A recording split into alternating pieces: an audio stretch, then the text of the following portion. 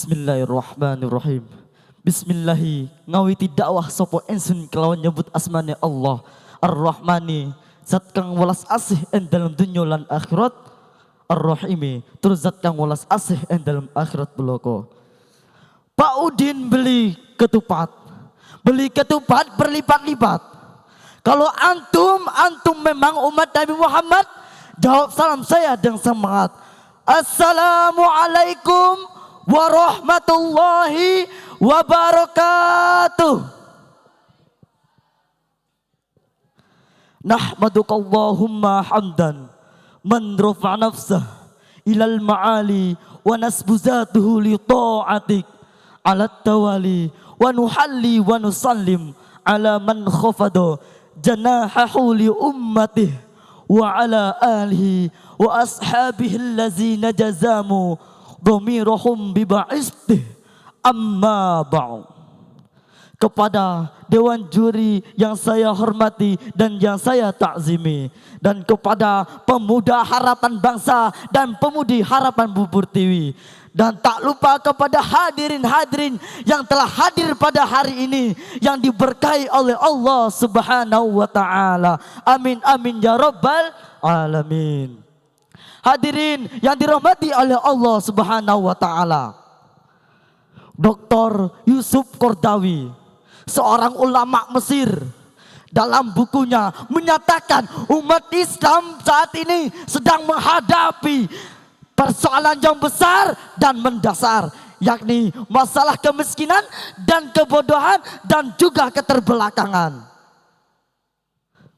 Beliau juga menegaskan umat Islam saat ini memiliki ajaran visioner dan revolusioner. Akan tetapi umat Islam saat ini di tengah dicengkram oleh derita kemiskinan dan kebodohan. Hadirin yang dirahmati oleh Allah Subhanahu wa taala, dua ungkapan tersebut bukan sekadar ungkapan tanpa fakta. Sebab kenyataannya kita lebih jauh tertinggal oleh Amerika yang kapitalis. Kita lebih jauh tertinggal oleh Cina yang komunis. Bahkan kita tertinggal jauh oleh Jepang yang radikalis. Dampaknya kita menjadi negara apatis, berjiwa pengemis dan bermental pesimis. Kerjaannya banyak yang main judi remis, domino kasino, kiu-kiu dan lain-lainnya, betul? Eksisnya kita dibuai oleh khayalan-khayalan kosong. Kalau dapat tembus, dapat sedan. Jika tidak tembus, jadi edan. Lah akibatnya pikiran menjadi kotor, mental menjadi kendor, kerjaannya banyak molor, hobinya hanya nonton.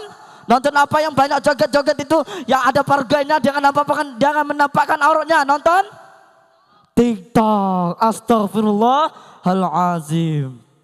Hadirin, itulah potret nyata dari langsungnya lemahnya kualitas sumber daya manusia yang berefek langsung dari kondisi bangsa. Oleh karena itu, dalam rangka ini untuk mengantisipasi hal tersebut, pada hari ini, pada jam ini, pada detik ini, izinkan saya menyampaikan rangkaian kata dengan tema pendidikan sebagai penyiapan sumber daya manusia yang berkualitas, dengan landasan Al-Quran surah Al-Mujadalah ayat 11 yang berbunyi, A'udzu billahi minasy syaithanir rajim. Bismillahirrahmanirrahim. Ya ayyuhalladzina amanu idza qila lakum tafassahu fil majalis fafsahu yafsahillahu lakum wa idza qila fansuzu yarfa'illahu alladzina amanu minkum walladzina utul ilma darajat wallahu bima ta'maluna khabir. Al-ayah, sadaqallahul azim. Wahai orang-orang yang beriman, idza qila lakum tafassahu fil majlis, jika dikatakan kepadamu Berilah kelapangan di dalam majelis-majelis. Fafsahu yafsahillahu lakum.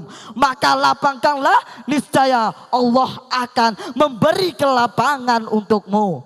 Wa iza qilang suzu, dan apabila dikatakan kepadamu berdirilah kamu, fangsuzu yarfa'illahu allazina amanu minkum, maka berdirilah, niscaya Allah akan mengangkat derajat-derajat orang yang beriman di antaramu. Wallazina utu ilma darajat, dan orang yang diberi ilmu beberapa derajat. Wallahu bima ta'maluna khabir, dan Allah maha teliti atas segala pekerjaanmu. Hadirin yang dirahmati oleh Allah Subhanahu wa taala, ayat ini merupakan landasan teologis dalam meningkatkan manusia yang berkualitas dengan meningkatkan ilmu pengetahuan dan menebalkan keimanan.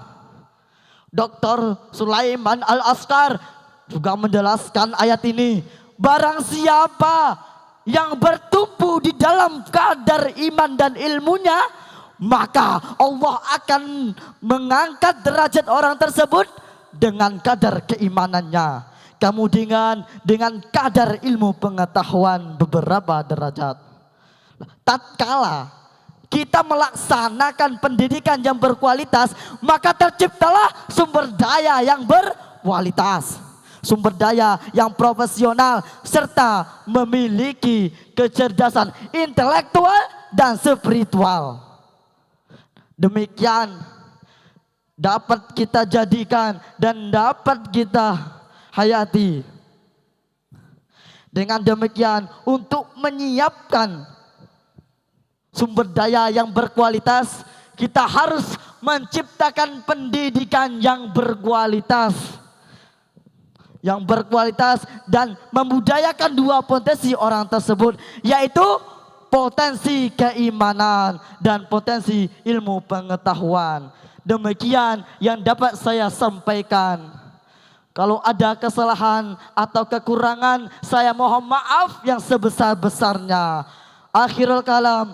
Wassalamualaikum warahmatullahi wabarakatuh.